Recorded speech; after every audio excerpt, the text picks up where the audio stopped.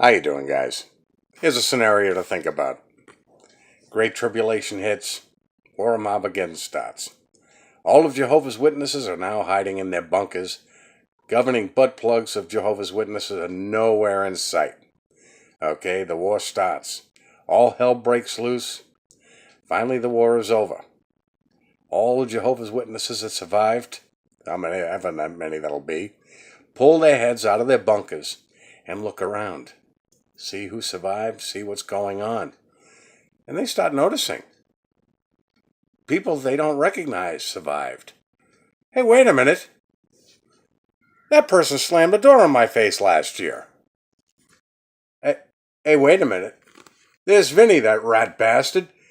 Didn't he used to make YouTube videos making fun of us? Now, Jehovah's Witnesses find out that not only did not all of Jehovah's Witnesses make it through Armageddon, but worldly people were spared as well. And I wonder how many of Jehovah's Witnesses would actually be angry about that. And wonder, wait a minute, why didn't the Almighty kill these people? He said he was going to. And they get very upset. If you remember the account of Jonah, who was commissioned to preach to the Ninevites. And we all know the account. He ran the other way, tried to run off to Tarshish. Going to skip over that, but he finally went to Nineveh and preached that in 40 days that they would be destroyed by the Almighty. Well, he went up to a hill, sat down and waited. And he waited to watch the destruction of Nineveh. Well, after all, I preached to these people, took my life in my hands. I should be able to witness their destruction. But they repented, and they were spared. It wasn't up to Jonah to judge. And of course, we all know that he was course corrected in his thinking, obviously, because he wrote the book of Jonah, and his thinking was straightened out. I'm wondering how many of Jehovah's Witnesses will have the initial attitude of Jonah upon seeing that they were not the only survivors. Because at this point in time, they will flat out tell you, we are the only ones who are going to be spared, which is kind of screwy because they weren't appointed the judges of over mankind. As a matter of fact, this one was at the book of Jonah, chapter 4 and verse 2, where it says, he complained to the Lord, isn't this what I said, Lord, when I was still at home? That is what I tried to forestall by fleeing to Tarshish. I knew that you were a gracious and compassionate God who relents from sending calamity. See, Jonah finally realized that it wasn't up to him to judge. All he had to do was relay the message. The judging was up to one. I've noticed Jehovah's Witnesses, and I've touched on this in past videos, they very more often than not appoint themselves as judges. When I left the organization, and I'm sure there are people in my congregation, oh, he's dead at Armageddon, because I've heard it from people that left the organization, or that were disfellowshipped, or the ever-famous, somebody didn't want to answer their door out in field service, oh, they're going to wish they'd listened after Armageddon.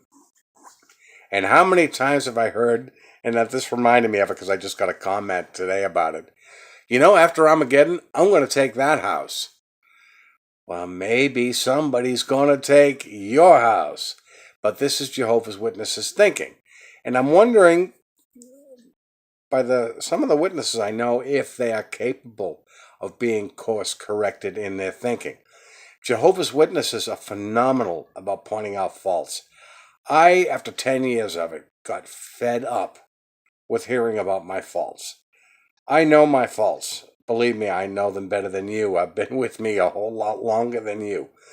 But some of you sorry sons of bitches had no business pointing out my faults because you had some hairy-ass faults on your own.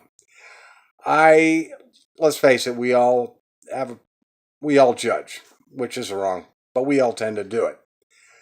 It was personified at the Kingdom Hall. That was all I heard.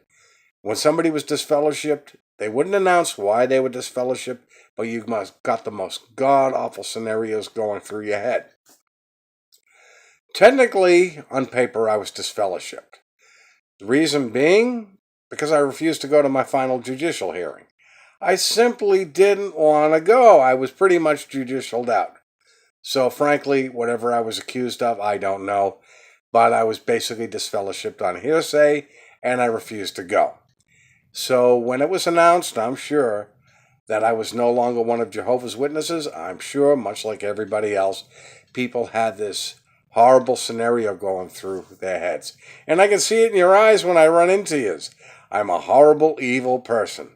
When for the most part, as long as I were there, most of you bastards never even knew me. But there's something I was reading in Matthew chapter 7. Jehovah's Witnesses, you've read this chapter, you know this verse, you speak it all the time, but for some reason you don't think it applies to you. Where it says in chapter 7, starting at verse 3, why do you look at the speck of sawdust in your brother's eye and pay no attention to the plank in your own eye? Okay?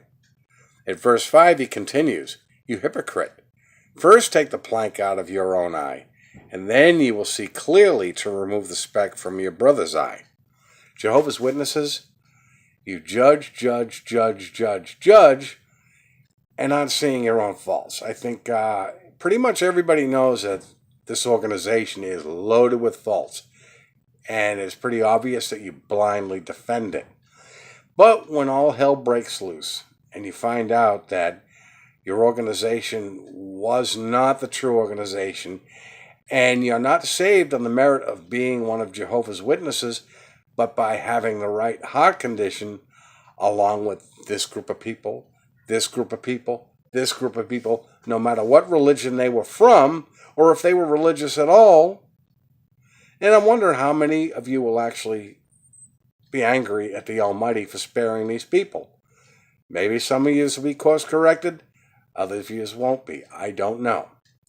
All I can do is do my best, and I suggest you try and do the same. Anyways, guys, I just wanted to get that out there. And I want your comments and see your opinion of it. And I want to thank my subscribers, guys. I want to thank you for supporting my channel. If you do come across this video and like it, hit the subscribe button. I will talk to you soon, guys. You have a good day.